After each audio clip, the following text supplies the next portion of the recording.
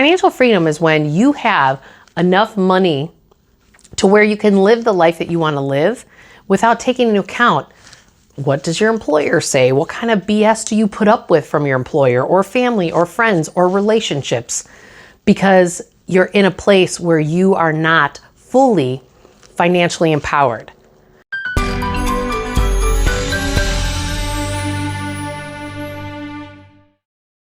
You know, financial freedom is this phrase that my entire industry uses, but does anyone really actually know what financial freedom actually means? Because it's kind of like there is no definition for it. Why? Because we as human beings, we define financial freedom very differently. I have some people that say, well, financial freedom is when I'm going to make a whole bunch of money and I'm making tons of money and then it's going to be freedom. Actually, making the money is not really actually whatever gives anybody that freedom. It's what you do with the money that you get is really the most important part. What do I mean by that? What I mean is the fact that you have income coming into your checking account and then you have expenses going out. And whatever that net number is, and what do you do with that net number after expenses?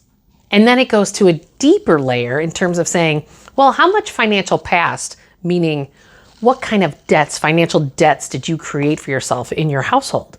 So if you have a lot of debts, you are now victim to the system because you have to wake up every single day to actually pay somebody else. So you're living for the banking system to make a bunch of money off of you. That doesn't feel good to anybody because I've never seen people so happy when they pay off their car, they pay off their house. No one that I've ever met wants the burden of having a mortgage in their retirement. And why is that? It's because of the fact that you don't feel free. It's like you have a ball and chain hooked to your leg and it's a struggle. And it may not be a struggle. It may just be something that you do, but it never feels good that you have to wake up every day and not have the freedom to do whatever the hell you want. So financial freedom is when you have enough money to where you can live the life that you want to live without taking into account what does your employer say? What kind of BS do you put up with from your employer or family or friends or relationships?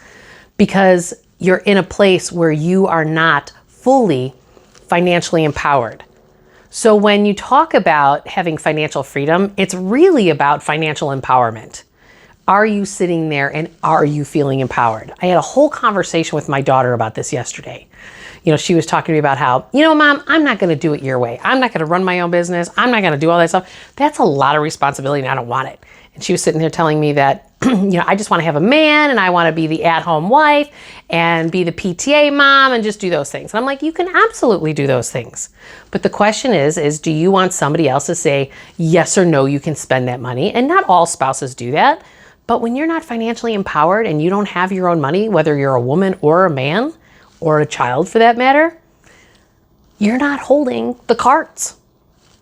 The cards are not in your hand. Now, there are couples out there that collaborate very well, but there's also a lot of couples out there that use money as a power and control tool. So we have to be careful of that. And this is why the interrelation of our money and our relationships, as well as our happiness, is all intertwined. And when we don't create that happiness, then we create disease in our bodies. And that's not financial freedom either. It's all tied because money is what makes the world go round. And we have to make sure that we're sitting in a state where we're being financially empowered, where we're trying to become our own bank. And what do I mean by becoming your own bank? You become your own bank by not using credit lines because then somebody else doesn't own your working life. Because you'll make different decisions when you don't have a bunch of things that you owe. Oh, the dance with debt. That's a funny one because I have plenty of left brain logical financial people say, well, if I'm only paying out 2.35% on my mortgage because I locked it in when interest rates were low, why would I ever pay more down on the principal? Well, you pay more down on the principal because if you don't want to dance with debt anymore or have that monthly commitment, you do it for that reason. So there could be different reasons why you do things. It could be because of the reason of interest rate, that which one am I going to make more money on? That's definitely a reason if you're trying to effectively manage your money and make more money and leverage and get more money. Financially, that could very well make sense. But that may not be the dominant answer. And this dance with debt is because we have this war going on inside of our minds between our emotional mind going, but I don't like debt and I don't like waking up every day owing somebody money. And then there's the left brain logical going, well, I could make on average 6 to 8% in the stock market over time, and I can make more than I'm paying out. And that's absolutely true. But then that's with good rates on your mortgage. Then there's the, I want to keep cash in my bank account, even though I have a $6,000 credit card debt, but you're paying 22% on your credit card debt, but you're only making, today when we're making this video, interest rates are a little bit over 4% that you can make on it, but you're still losing. If you're paying out 22, you're making 4, you're behind by 18% on an annual basis. So cars can be applied this way, student loans can be applied this way, just as our mortgage and our credit cards, or even debt that you owe family members. So there may be the reason for the left brain logical of, well, what's the difference in interest rates? And then that's how you plan and strategize. But it could also be, that may not be your main driver. I have people that can't sleep at night, and had a conversation with a client the other day. They have $120,000 in a savings account and their mortgage is $98,000. And they're like, but I'm at 3.625% interest. Okay, that's a little bit closer to where interest rates are right now. And you can make the argument that here in the United States, you get a tax deduction for that mortgage interest. And I know I might be going off the deep end for some of you, but what I'm saying is that if you actually are sitting there and going, I'm not sleeping at night and I don't feel like I can stop working for this employer because they're in their early 60s, well, pay off the damn debt because your body relaxes. So there's something that I need each and every one of you to start to pay attention to. Consider the left brain logical answer. And that was what I went through at the beginning of this video.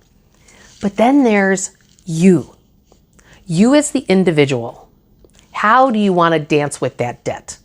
How do you dance with that debt to where you're sleeping at night? You feel grounded, to where it's not creating anxiety, to where you're not up in your head going, well, what about this? And what about that? And what about this? And what about that? It's like the crazy monkey mind. If you're starting to do those things with your debt and you're like, what do I do? What do I do? What do I do? What do I do? That means it's not in alignment with self. And we need to start to really pay attention to that you matter because it's affecting your self-care and it's affecting your love for yourself to actually put you first, then maybe what's the most financially efficient. And it's also okay if you do the opposite. It's also okay if you do financially first and that maybe you're okay, not doing it. And you know what? Maybe the answer is in your dancing in debt, it's a little bit of both. Financially do the right thing, but also emotionally. It's wherever puts you in that state of neutrality. That is the most smooth dance that you could ever have when you're working with your debt. Why? Because your nervous system then is in neutral, which then allows you to manifest more of what you actually want in life. Most of us don't realize that our nervous system and our human bodies are that important. What do I mean by that? It's that important because of the fact that our pineal gland that is sitting right in the middle of our brains think of it like your lighthouse. It's the light that's going woo, woo, woo. And that lighthouse is actually telling the world and the universe, because everything works on sound and vibration, of what you're going to attract to yourself. So if you're nervous Nelly, or you're anxiety ridden, depressed, or frustrated that you have this dance with debt that's not empowering to you, well, what happens? Your pineal gland, your light on your lighthouse just went, whew, and it contracted. And when you're in a contracted state, whether it's anxiety, nervousness, can't sleep, thinking too much about it, and it's making your monkey mind go, you are not going to manifest everything else that you want to create in your life because you are the creator of your life. So when you're choosing how you are dancing with debt, and keep in mind, I said how you're choosing. You choose every step of the way how you are dancing with debt. So decide, do you want it to be a dance where you're stepping on your partner's toes? Or do you want it to be a dance that's smooth and everyone's watching? It's like, oh, it's expansive and it feels good and it's amazing. So take a look at how you're dancing with debt and take you into account, I guarantee you, you're probably going to make a little shift.